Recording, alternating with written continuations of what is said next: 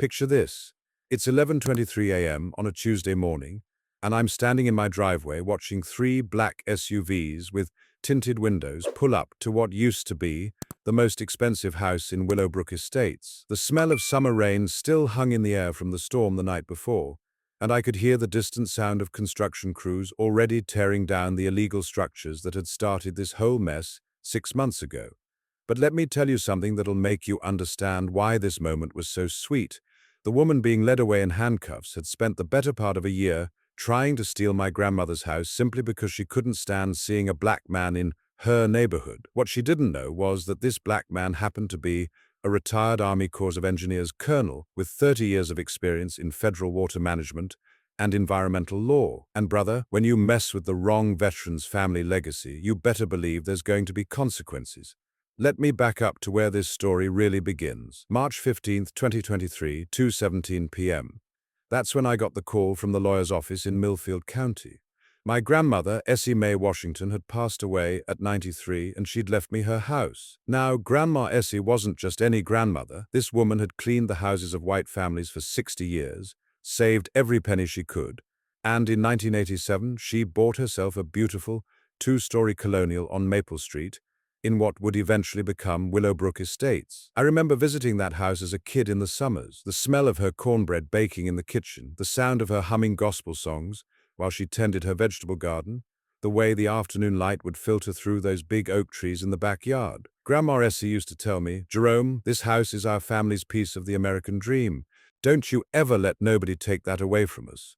After 30 years in the Army Corps of Engineers, building bridges in Afghanistan, managing flood control systems along the Mississippi, designing water treatment facilities that brought clean drinking water to remote communities, I thought I'd seen every kind of problem the world could throw at me, but nothing, and I mean nothing, prepared me for what I found when I drove up to 847 Maple Street for the first time as the owner. The first thing I noticed was wrong was the certified letter taped to my front door. The envelope was cream-colored, expensive-looking, with Willowbrook Estates Homeowners Association printed in gold lettering. The texture of that paper felt thick between my fingers, the kind of stationery that screams, "We have money and we're not afraid to use it." Inside was a violation notice dated 3 days after my grandmother's funeral. 3 days.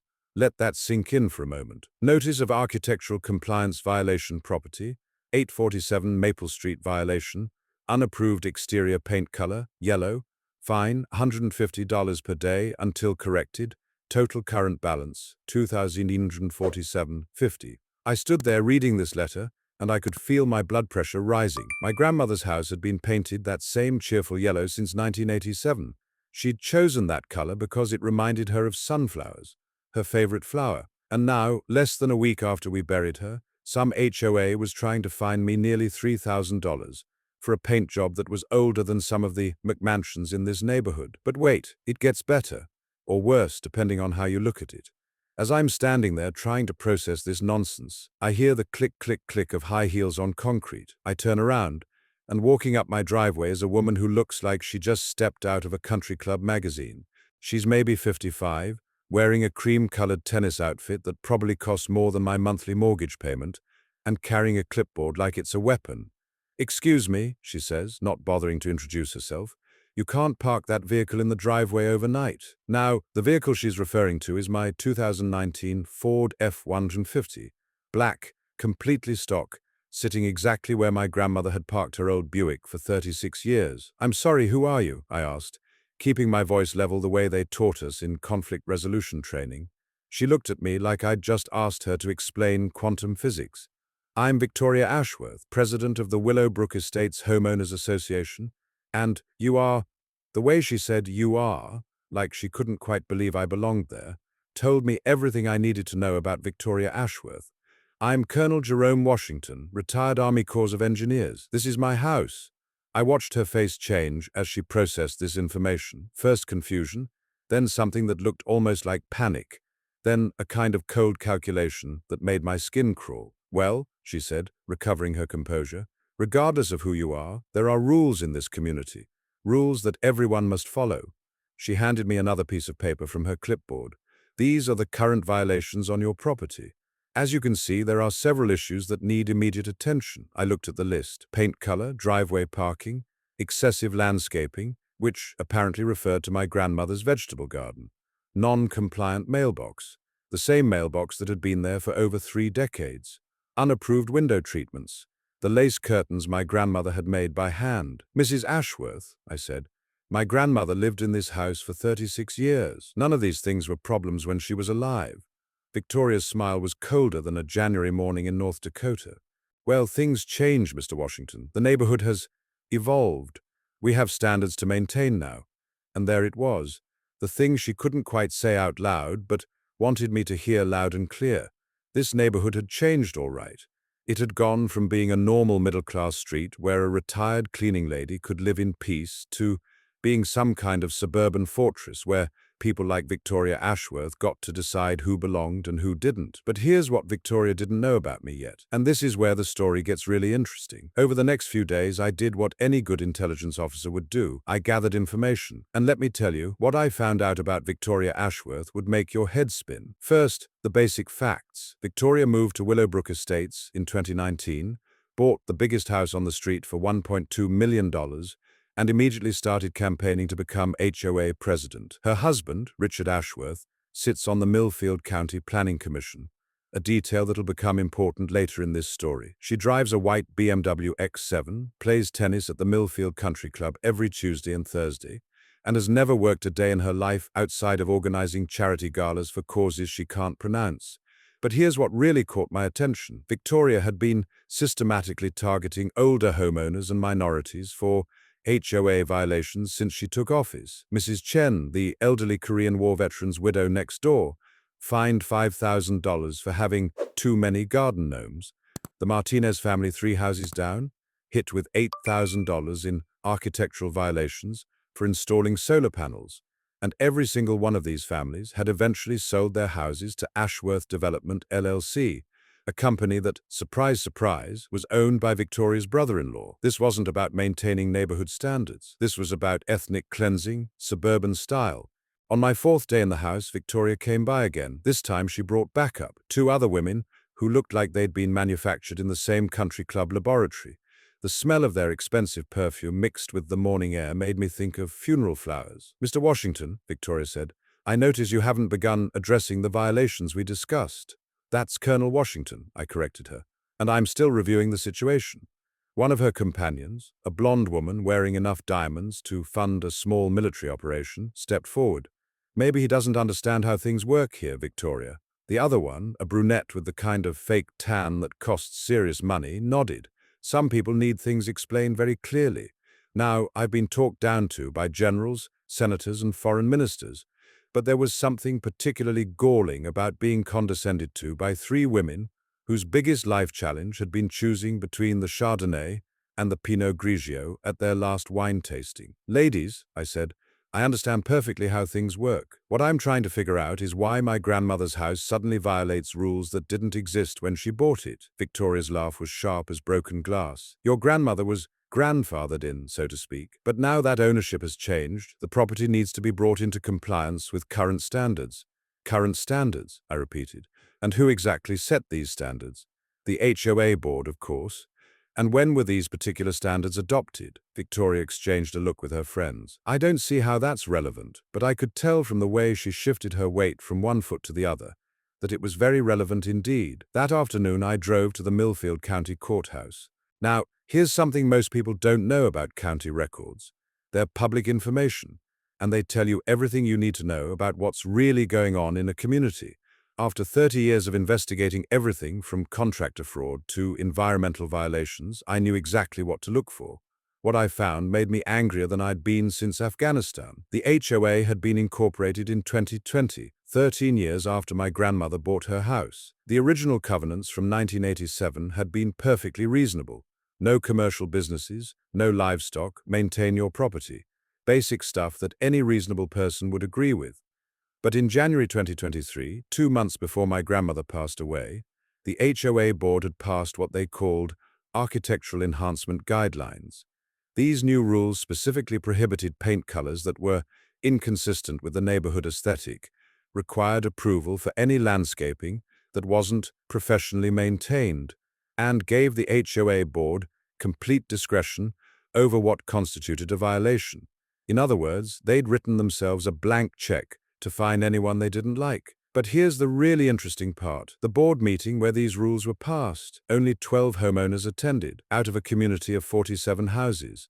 And Victoria Ashworth had controlled 6 of those votes through proxy forms she'd collected by going door to door telling people they were updating paperwork. This wasn't democracy. This was a coup. 2 weeks later, Victoria escalated. I was in my garage at 7:23 a.m., organizing my grandmother's tools and trying to decide what needed to be donated and what was worth keeping when I heard the rumble of a large truck outside. The sound of air brakes hissing told me this wasn't a delivery truck. I walked outside to find a tow truck backing into my driveway, heading straight for my F-150. "Whoa, hold up there," I called out to the driver. The guy behind the wheel was probably in his 50s, wearing a company shirt with Millfield Towing embroidered on the pocket. He looked uncomfortable, like he really didn't want to be doing whatever he was doing. "Sorry, sir," he said, not quite making eye contact. "Got an order to impound this vehicle. HOA violation, unauthorized overnight parking." Unauthorized according to who? He handed me a work order. Victoria Ashworth's signature was right there at the bottom, authorizing the removal of my truck for violation of HOA parking regulations. Now, I've dealt with hostile governments, corrupt contractors, and more than my fair share of bureaucrats who thought they could push around military personnel. But this was a new level of audacity. This woman was trying to steal my truck from my own driveway. "Sir," I said to the tow truck driver, "I need you to step away from my vehicle."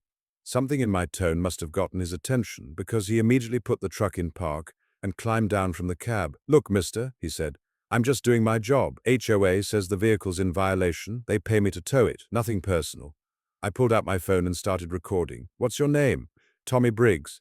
"Tommy, I'm going to ask you a simple question, and I want you to think carefully before you answer. Do you see any posted signs on this property indicating parking restrictions?" Tommy looked around. There weren't any signs because there had never been any signs. My grandmother had parked in this same spot for 36 years. "Well, no, but..." "And Tommy, when you got this work order, did anyone mention that this property predates the HOA by 13 years? No, sir. Here's what's going to happen, Tommy. You're going to unhook my truck, you're going to drive away, and when your boss asks you why you didn't complete the job, you're going to tell him that the property owner informed you that the HOA has no legal authority to authorize vehicle removal from private property without a court order." Tommy looked at the work order, then at me, then at my truck. You could practically see him doing the math in his head. "You know what?" he said. "Maybe I should have my boss call the HOA directly to confirm this order." "That sounds like a wise decision, Tommy." As the tow truck pulled away, I saw Victoria watching from her front porch across the street. Even from a distance, I could see she was furious. My phone rang 15 minutes later. "Mr. Washington, this is Richard Ashworth, Victoria's husband. I think we need to have a conversation." Richard's voice had the kind of smooth authority that comes from years of making decisions other people have to live with. As a member of the County Planning Commission, he was used to getting his way. "What can I do for you, Mr. Ashworth?" "Look, I understand there was some confusion about the towing situation this morning. Victoria was just trying to enforce the community standards that keep our property values high. Community standards that somehow never applied to my grandmother for 36 years. Well, things change. The neighborhood has grown, and we've had to implement new guidelines to protect everyone's investment." I could hear the threat underneath the reasonable tone. This was the voice of a man who was used to making problems disappear through a combination of political connections and financial pressure. "Mr. Ashworth, let me be very clear about something. I served my country for 30 years. I didn't fight for freedom overseas so I could come home and be bullied by some suburban tyrant who thinks she can steal my family's property." There was a long pause. When Richard spoke again, his voice had lost its friendly tone. "Mr. Washington, you seem to be under the impression that you can ignore the rules that govern this community. That's not how things work here. The HOA has legal authority to enforce its covenants, and we will use that authority. Is that a threat? It's a reality. I suggest you comply with the violation notices before this situation becomes more expensive than it needs to be." The line went dead. That evening, I did something I hadn't done since my deployment to Afghanistan. I prepared for war. Over the next month, Victoria and her crew hit me with everything they had. And I mean everything. May 3rd, 9:15 a.m. A citation for excessive noise because I was using a lawnmower at 9 in the morning on a Saturday, May 8th, 2:30 p.m. A complaint to the county health department claiming I was operating an illegal business out of my home because a delivery truck had stopped at my house. I had ordered a replacement water heater. May 12th, 11:45 a.m.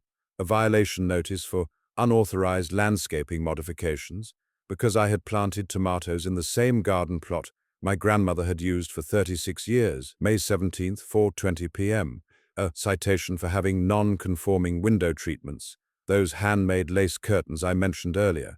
Each violation came with escalating fines. By the end of May, according to Victoria's calculations, I owed the HOA $11,147.80. But here's the thing about fighting bureaucrats. They always assume they're the smartest person in the room. Victoria had no idea who she was dealing with. See, when you spend 3 decades as a Corps of Engineers officer, you learn a few things about regulations, jurisdictions, and the kind of detailed documentation that can make or break a legal case. And when you've managed federal construction projects worth hundreds of millions of dollars, you develop a certain appreciation for the kind of paperwork that government agencies really care about. So, while Victoria was busy generating violation notices, I was busy doing research. First stop, the Millfield County Planning Department, where I requested copies of all the permits and approvals related to the Willowbrook Estate subdivision. What I found was interesting. The original 1987 development plan showed my grandmother's lot as Lot 23, existing residents to remain. In other words, when the developer created Willowbrook Estates, they specifically acknowledged that my grandmother's house was already there and would not be subject to the new development's restrictions. Second stop, the County Water Authority, where I pulled the records for the water and sewer connections for every house in the neighborhood. This is where things got really interesting. You see, Willowbrook Estate sits on top of what geologists call the Millfield Aquifer, a massive underground water source that supplies drinking water to 3 counties. And my grandmother's property, being the oldest in the area, sits right on top of the main recharge zone where rainwater filters down into the aquifer. Now, this might not sound important to most people, but when you're a retired Army Corps of Engineers colonel who spent 15 years managing water resources, you start to see possibilities that other people miss. Third stop, the State Environmental Protection Agency, where I requested a full environmental assessment of the Willowbrook Estates area. This took some pulling of strings. I still had contacts from my federal service, but what came back was pure gold. The EPA report showed that recent construction in Willowbrook Estates had been built without proper environmental impact studies. Specifically, 3 of the largest houses, including Victoria's McMansion, had been built over wetland areas that should have been protected under federal law. But the best discovery came from the 4th place I looked, the National Archives. Remember how I mentioned that my grandmother bought her house in 1987? Well, it turns out she didn't just buy any house. She bought the former site of the Millfield Township Water Treatment Facility, a Depression-era public works project that had been decommissioned in 1985. And here's the kicker. Under federal law, any property that has ever been used for public water infrastructure maintains certain protected status in perpetuity, meaning that my grandmother's property, my property, had federal regulatory protections that superseded any local HOA authority. Victoria Ashworth thought she was playing checkers. I was about to teach her chess. June 15th, 10:30 a.m. I was sitting on my front porch, drinking coffee and reading through a stack of federal environmental regulations when Victoria came marching up my driveway with a new piece of paper. This time, she wasn't alone. Behind her walked a man in an expensive suit, carrying a briefcase and a camera. The smell of his cologne was so strong it made my eyes water. "Mr. Washington," Victoria announced, "this is Marcus Hendricks from Hendricks & Associates. He's here to conduct a property assessment for the HOA's legal proceedings against you." I didn't get up from my chair. "Legal proceedings?" Marcus stepped forward, extending a business card. "Sir, the Homeowners Association has filed a lien against your property for unpaid fines, totaling $17,892.50. We're here to begin the asset evaluation process." Now, $17,892.50 was a number that would have made most people panic. For a lot of homeowners, that kind of money could mean losing their house. But Victoria had made a crucial miscalculation. She assumed I was just another target she could bully into submission. "Marcus," I said, studying his business card, "before you start evaluating anything, I think you should take a look at this. I handed him a folder I'd been preparing for exactly this moment. Inside were copies of all the federal documents I'd been collecting: the EPA environmental report, the Water Authority records, the National Archives documentation, and most importantly, a letter from the U.S. Army Corps of Engineers confirming the federal protected status of my property. I watched Marcus's face change as he read through the documents. He went from confident to confused to what looked like genuine panic. "Mrs. Ashworth," he said quietly, "we need to talk." They walked about 20 feet away, far enough that they thought I couldn't hear their conversation. But 30 years in the military teaches you to pay attention to body language, and I could tell this wasn't going the way Victoria had planned. Marcus was shaking his head and pointing at the documents. Victoria's voice was getting higher and more shrill. At one point, she actually grabbed the papers out of his hands and started reading them herself. When they came back to where I was sitting, Victoria's face was red with anger, but Marcus looked like he wanted to be anywhere else in the world. "Mr. Washington," Marcus said, "it appears there may be some jurisdictional complications with the HOA's authority over your property. We'll need to research this further before proceeding." "Jurisdictional complications," I repeated. "Is that legal talk for we don't have a leg to stand on?" Victoria stepped forward. "Don't think this is over, Mr. Washington. There are other ways to deal with people who don't want to be part of the community." And there it was, the threat I'd been waiting for. "Victoria," I said, "you've been making a lot of assumptions about me. You assumed I was just another old black man you could push around. You assumed I didn't know my rights. You assumed I didn't have the resources to fight back." I stood up from my chair, and for the first time since this whole thing started, I saw actual fear in Victoria Ashworth's eyes. "But here's what you didn't assume. You didn't assume that I spent 30 years learning how federal law works. You didn't assume that I still have contacts in every relevant government agency. And you definitely didn't assume that I've been documenting every illegal thing you've done since the day we met." I pulled out my phone and showed them a screen full of recorded conversations, photographed documents, and detailed notes. "See, Victoria, when you've spent as much time as I have investigating contractor fraud, environmental violations, and public corruption, you develop certain habits, like recording conversations, like documenting everything, like knowing exactly which federal agencies get very interested when they hear about civil rights violations and environmental crimes." Marcus was already backing away toward his car. He knew a lost cause when he saw one, but Victoria wasn't done yet. "You think you're so smart," she hissed, "but this neighborhood doesn't want people like you here. We'll find a way to get rid of you, one way or another." And that's when she made her biggest mistake, because up until that moment she'd been careful to hide her real motivations behind bureaucratic language and HOA procedures. But now, standing in my driveway with her mask finally off, she'd just confessed to a federal civil rights violation on camera. That night, I made 3 phone calls. The first call was to Agent Sarah Chen at the FBI's Civil Rights Division. Sarah and I had worked together on a contractor fraud case in Iraq back in 2009, and she now specialized in housing discrimination cases. "Jerome," she said, after I'd explained the situation, "what you're describing sounds like a classic pattern of discriminatory enforcement. Send me everything you've got." The second call was to Dr. Michael Torres at the EPA's Water Protection Division. Mike had been a civilian contractor with the Corps for 15 years, and he understood the environmental implications of what was happening in Willowbrook Estates better than anyone. "If they're building over protected wetlands without proper permits," Mike said, "that's a violation of the Clean Water Act. And if they're threatening water table access, that's a federal offense." The third call was to Colonel Patricia Hayes, my former commanding officer and current director of the Army Corps' Regulatory Division. "Jerome, you always did have a talent for finding the interesting cases," she said with a laugh. "Send me the Water Authority records and the original infrastructure documentation. If what you're telling me is accurate, this whole development might be in violation of federal infrastructure protections." Over the next 2 weeks, while Victoria was busy trying to figure out how to respond to my legal counterpunch, I was building a case that would make her head spin. The EPA investigation confirmed what I'd suspected. 3 houses in Willowbrook Estates, including Victoria's, had been built over federally protected wetlands without the required environmental impact studies. The potential fines for these violations ranged from $50,000 to $500,000 per structure.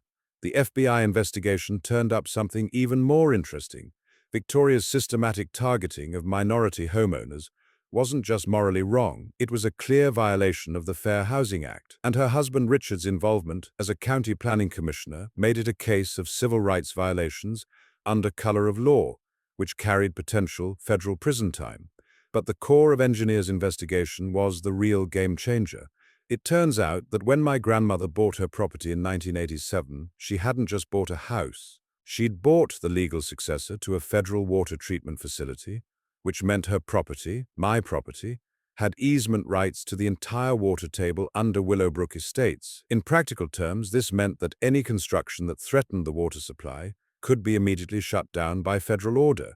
And given that Victoria's development company had been building without proper environmental permits, I now had the legal authority to halt all construction in the neighborhood until proper studies could be completed. July 4th, 2023, Independence Day.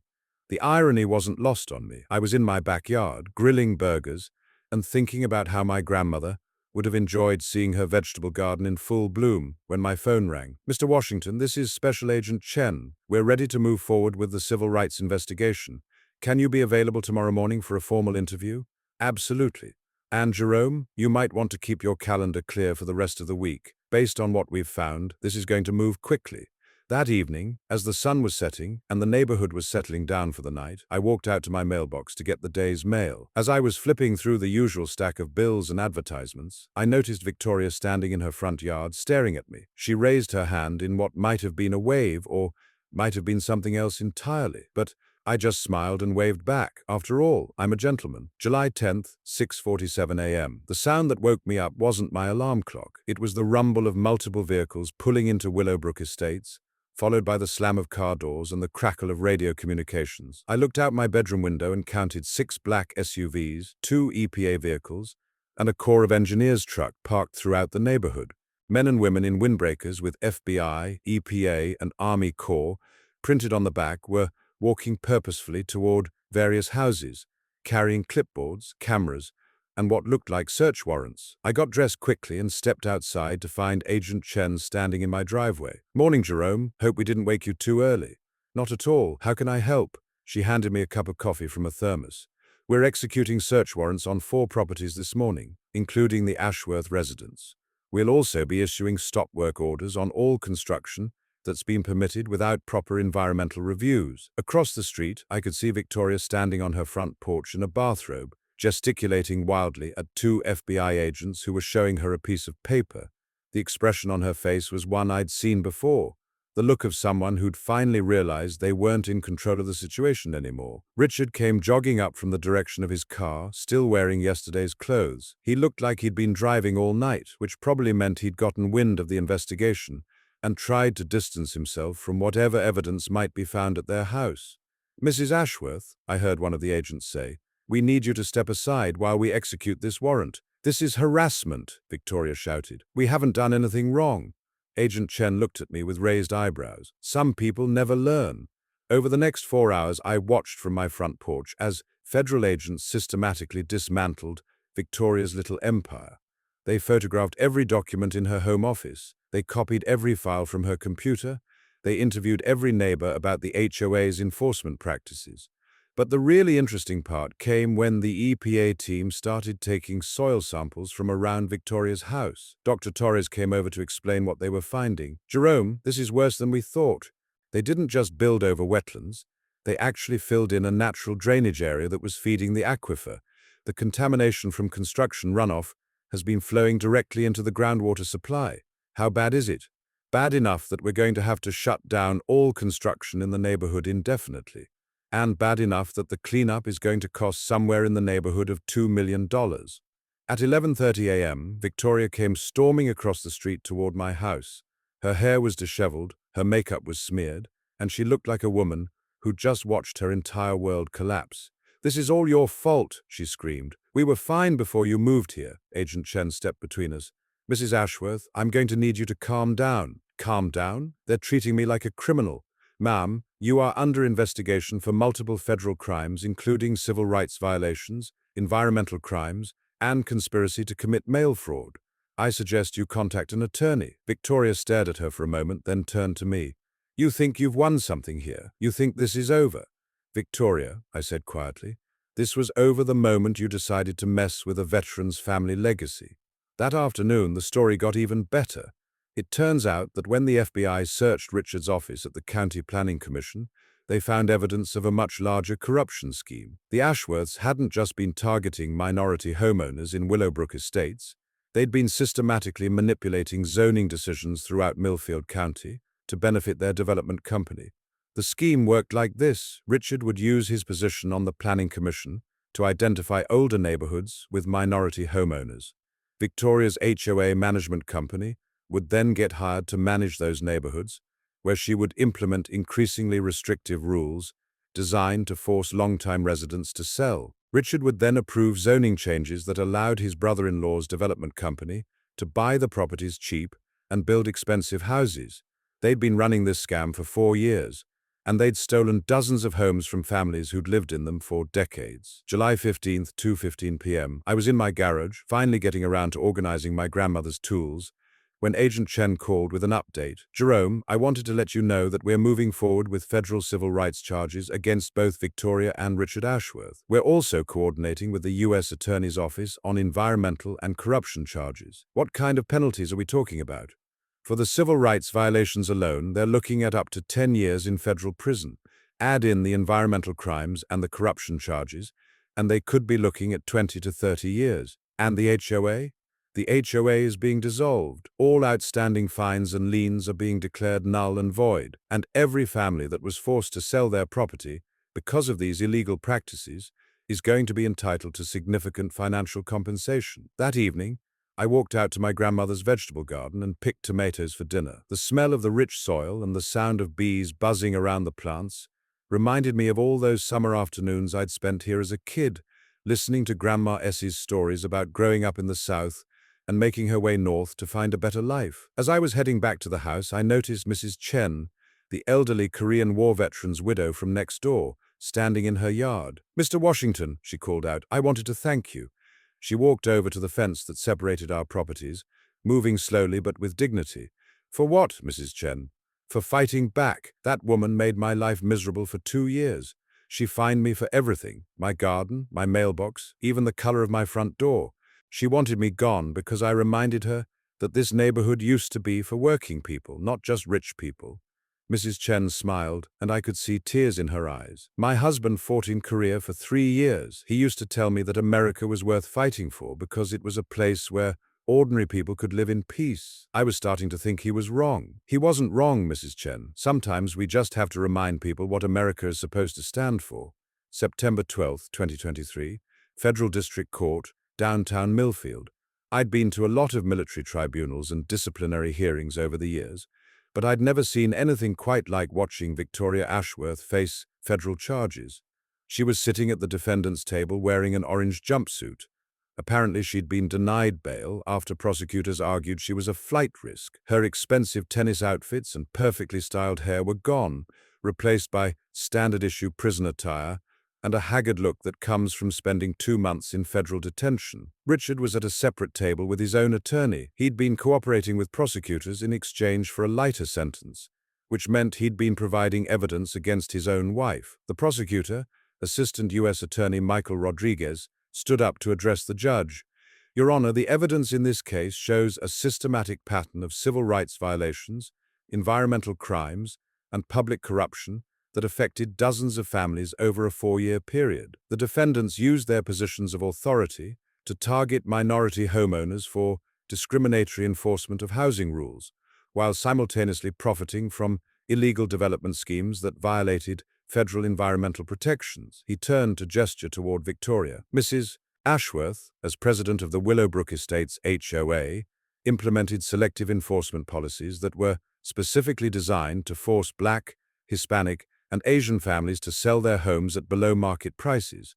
She imposed escalating fines for violations that existed only on paper, threatened illegal property seizures, and used explicit racial language when describing her goals for the neighborhood." Rodriguez walked over to a table covered with evidence.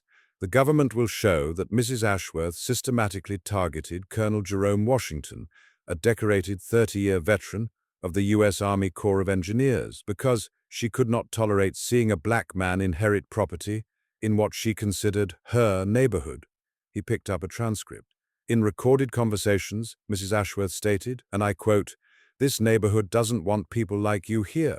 We'll find a way to get rid of you, one way or another." She also told other homeowners that she intended to clean up the neighborhood by forcing out what she called undesirable elements. I watched Victoria's face as her own words were read back to her. For the first time since I'd met her, she looked small and powerless. Furthermore, Rodriguez continued, the environmental investigation has revealed that the defendant's development scheme resulted in massive contamination of the Millfield Aquifer, which supplies drinking water to over 100,000 residents in 3 counties.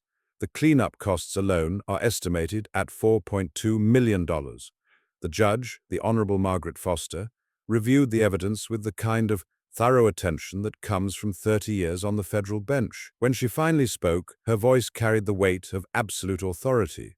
"Mrs. Ashworth, I have reviewed the evidence against you, and I find it both compelling and deeply disturbing.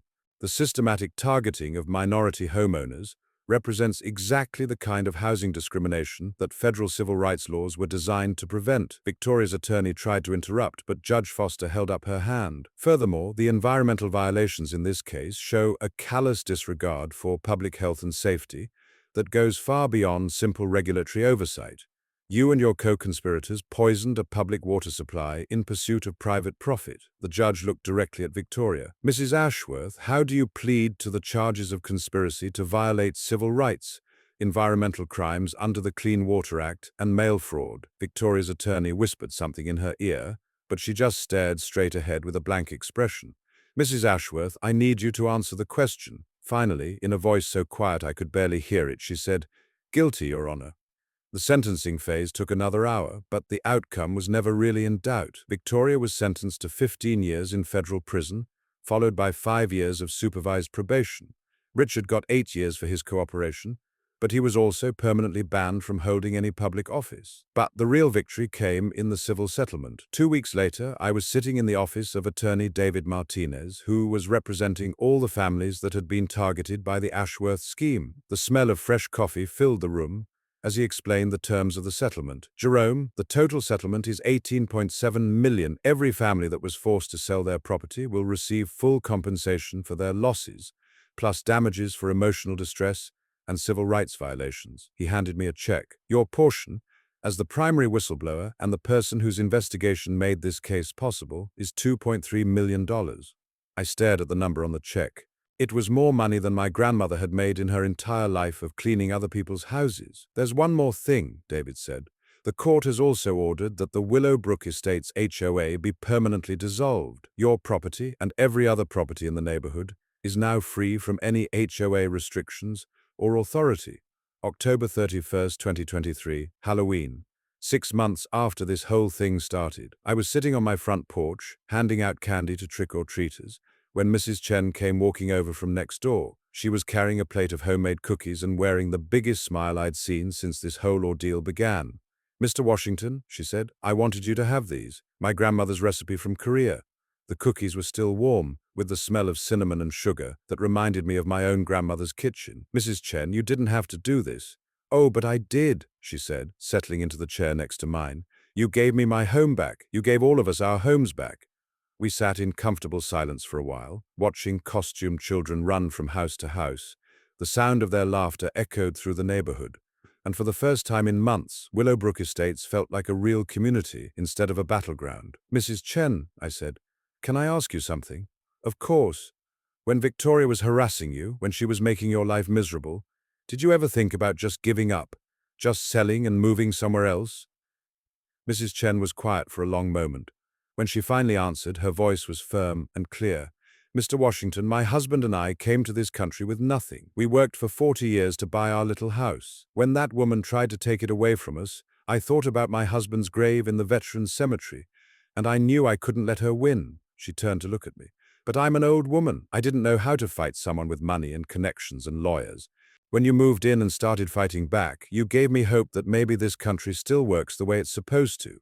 At 8:30 p.m., after the last trick-or-treater had gone home, I walked out to my mailbox to check the mail. It was the same mailbox my grandmother had installed in 1987, the one Victoria had tried to fine me for keeping. Inside was a letter from the Millfield County Veterans Association. They were inviting me to speak at their Veterans Day ceremony about the importance of standing up for your community and your fellow veterans. As I was reading the letter, a car pulled up across the street. For a moment, my heart rate spiked as I wondered if Victoria had somehow made bail. But the woman who got out of the car was young, black, and carrying a for sale sign. She walked up to me with a professional smile. "Excuse me, sir. I'm Jennifer Williams from Millfield Realty. I'm here to place a listing sign on the Ashworth property." I looked across the street at Victoria's former mansion. The windows were dark, the perfectly manicured lawn was starting to show weeds, and there was a general air of abandonment that comes with properties owned by people in federal prison. "What's the asking price?" I asked. $850,000. It was originally listed at $1.2 million, but given the circumstances, she shrugged. "The circumstances being that it was built over protected wetlands without proper permits," Jennifer nodded. "Among other things, the new owners will have to spend at least $300,000 on environmental remediation before they can even get a certificate of occupancy." After she left, I stood in my driveway, looking at Victoria's house and thinking about the irony of the situation. 6 months ago, she'd been trying to steal my grandmother's house. Now her house was worth less than what my grandmother had paid for ours in 1987. December 15th, 2023, the first anniversary of my grandmother's death. I was in the kitchen, making cornbread from her recipe, when my doorbell rang. Outside, I found a young black family. A man about my age in military dress blues, a woman in a nurse's uniform, and 2 kids who couldn't have been older than 10. "Colonel Washington," the man said. "I'm Sergeant Major David Thompson, recently retired from the 82nd Airborne. This is my wife Sarah, and these are my kids, Marcus and Aisha." He gestured toward Victoria's former house across the street. "We're thinking about buying that house, and our real estate agent told us we should talk to you first." I invited them in for coffee and spent the next hour telling them the whole story. David listened with the kind of intense attention that comes from 25 years in the military, while Sarah asked pointed questions about the environmental cleanup and the neighborhood's history. "So the HOA is completely gone?" Sarah asked. "Completely. Court order dissolved it permanently. No HOA fees, no architectural restrictions, no interference from busybody neighbors." David smiled. "Sounds perfect for us. We've been stationed overseas for the past 5 years, and we're ready to put down roots somewhere our kids can grow up in peace." "What made you choose this neighborhood?" Sarah laughed. "Honestly, when our agent told us about what you did to fight back against discrimination, we knew this was where we wanted to live. We want our kids to grow up in a place where people stand up for what's right." On Christmas Eve, I was sitting by my grandmother's old piano, playing some of the carols she used to love, when I noticed lights coming on in Victoria's former house. The Thompson family had moved in 3 days earlier, and I could see them through their front window, decorating a Christmas tree with their kids. The smell of pine from their tree mixed with the aroma of the sweet potato pie I had baking in the oven, another one of Grandma Essie's recipes that I'd finally learned to make properly. My phone rang, and I saw Agent Chen's name on the caller ID. "Merry Christmas, Jerome. I wanted to give you an update on the investigation. What's the latest?" "We've identified 12 more neighborhoods where the Ashworths were running similar schemes. The total number of families affected is now over 200, and the federal investigation has expanded to include 3 other counties. That's a lot of lives they destroyed." "It is, but it's also a lot of lives that are going to be made whole because you had the courage to fight back. The Civil Rights Division has already used your case as a model for investigating housing discrimination in other parts of the state." After we hung up, I walked out to my backyard and stood next to my grandmother's vegetable garden. The winter air was crisp and clean, carrying the scent of wood smoke from fireplaces throughout the neighborhood. I thought about Grandma Essie and all the stories she used to tell me about growing up in Alabama, about coming north to find a better life, about working for 60 years to buy this little piece of the American dream. She'd always told me that America was a place where ordinary people could build something good if they were willing to work hard and stand up for themselves. For a while there, watching Victoria Ashworth try to steal our family's legacy, I'd started to wonder if Grandma Essie had been wrong. But standing in her garden on Christmas Eve, watching steam rise from the Thompson family's chimney across the street, I knew she'd been right all along. America still works, but only if good people are willing to fight for it. Epilogue: where they are now, 2 years later, Victoria Ashworth is serving her sentence at Federal Correctional Institution Danbury in Connecticut. She'll be eligible for parole in 2031, assuming good behavior. Richard is at a minimum security facility in Pennsylvania, where he spends his days working in the prison library and teaching literacy classes to other inmates. The environmental cleanup of Willowbrook Estates was completed in September 2024 at a cost of $4.8 million, all of which was paid by the Ashworth's insurance companies and seized assets. The neighborhood now has some of the cleanest groundwater in the county. Mrs. Chen is still living next door, and her garden has never looked better. She's become something of a local celebrity, speaking at community meetings about the importance of standing up to bullies and protecting your neighbors. The Thompson family has settled in beautifully. David got a job with the County Veterans Services Department, Sarah is working at Millfield General Hospital, and their kids are thriving at the local elementary school. Last month, David and I started a neighborhood veterans support group that meets in my garage every Saturday morning. As for me, I used part of the settlement money to establish the Essie Mae Washington Foundation, which provides legal assistance to families facing housing discrimination. We've already helped 43 families fight back against everything from predatory HOAs to discriminatory landlords. I still live in my grandmother's house, which I've restored to exactly the way she kept it. Yellow paint, lace curtains, vegetable garden and all. Every morning, I have my coffee on the front porch and think about how proud she would be to know that her little piece of the American dream helped protect dozens of other families' dreams. And every time I drive past the Millfield County Courthouse, where Victoria Ashworth learned that there are consequences for trying to steal from veterans, I smile and remember something my drill sergeant used to say: "Don't start a fight you can't finish, especially with someone who's been trained to win wars." Victoria Ashworth thought she could use bureaucracy and bigotry to drive me out of my grandmother's house. What she didn't count on was that after 30 years of building America's infrastructure and protecting America's interests around the world, I wasn't about to let some suburban tyrant steal my family's legacy. She brought a racist HOA to a federal investigation. She found out the hard way that's not a fight you want to pick with someone who's spent 3 decades learning how to make bureaucracy work for justice instead of oppression. The best part, every time I get mail from the IRS or the EPA or any other federal agency, I remember Victoria's face when she realized that all those government regulations she thought were just paperwork actually have teeth when you're on the wrong side of them. As my grandmother used to say, what goes around comes around. Victoria Ashworth spent 4 years using the system to hurt innocent families.